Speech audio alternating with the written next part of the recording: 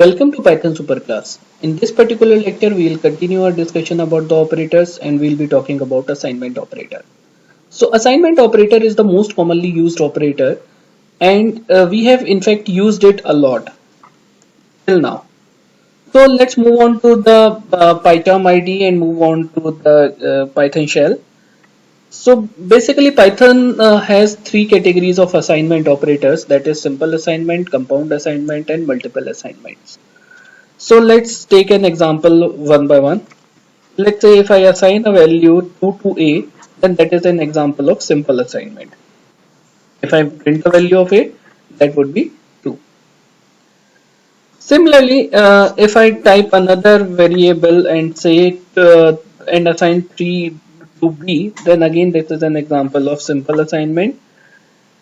If also if I calculate C is equals to A plus B, that is again an example of simple assignment, because how it is going to work, it is first going to perform A plus B, so the result will get calculated and then that result will be assigned to C. If I print the value of C, that is going to be 5. So these all are the examples of simple assignment. The next category of assignment is the compound assignment. Compound assignment means when we club or when we combine another operator with the assignment operator. So any arithmetic operator or bitwise operator can be clubbed together with the assignment operator. Now suppose I want to increment the value of b by 3. Then in that case what I will do, I'll type b is equals to b plus 3. That makes sense. Now if I print the value of b, that comes out as 6. However, in place of writing this statement, what I can do, I can type b plus equals to 3. So this is same as b is equals to b plus c. Okay, b plus equals to c. So here plus operator has been compounded or combined with the assignment operator, and the result would be like it is going to have 9 as an output, because earlier its value was 6, now 3 has been incremented to it and the value has become 9. So any arithmetic operator or bitwise operator can be clubbed together with the assignment operator. Suppose I want to perform XOR operation with A, and I want to perform A equals to A XOR let's say 2. Okay, then what I can do, instead of writing this statement, I can write A XOR equals to 2.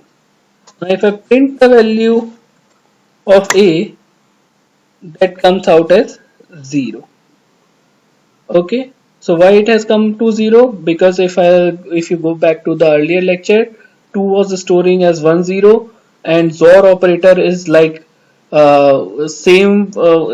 is like it returns 0 for the same pair of bits and returns 1 for different pair of bits. So I am doing 2 XOR 2, so bit combinations would be same for both the things, and hence it is going to yield 0.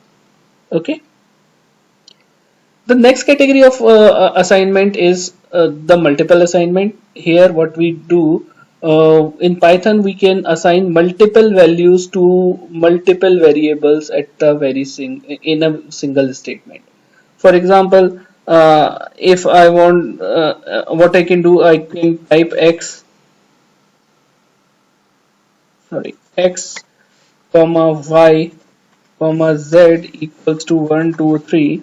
Then how is it going to work? It is going to assign 1 to x, 2 to y and z 3 to z. So if I print the values of x, that is 1, y is 2 and z is 3. Okay, so that is quite simple.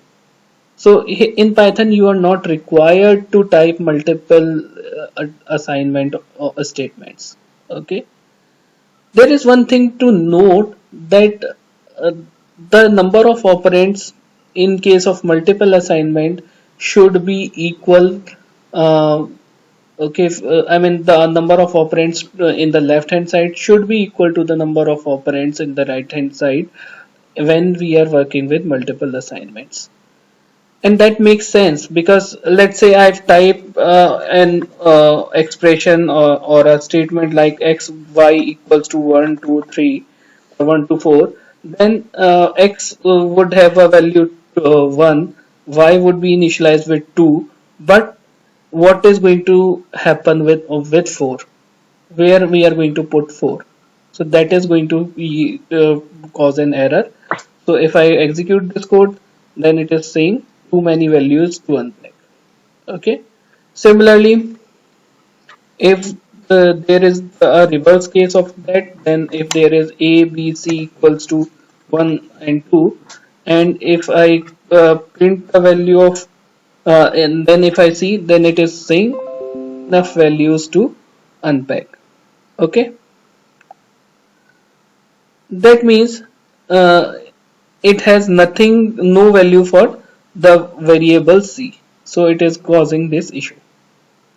So to avoid this situation, what I can do, I can write the above statement like this: a b c equals to 1 2 and none. So what it is going to do, it is going to assign 1 to a, 2 to b, and it is merely going to initialize the variable c. Okay, because no variable can be left unassigned, that is why it is going to assign a variable or assign a none or a null to a particular variable, that is c, and this statement is going to work fine. Okay, so that's it for this video. See you in the next one. Thank you.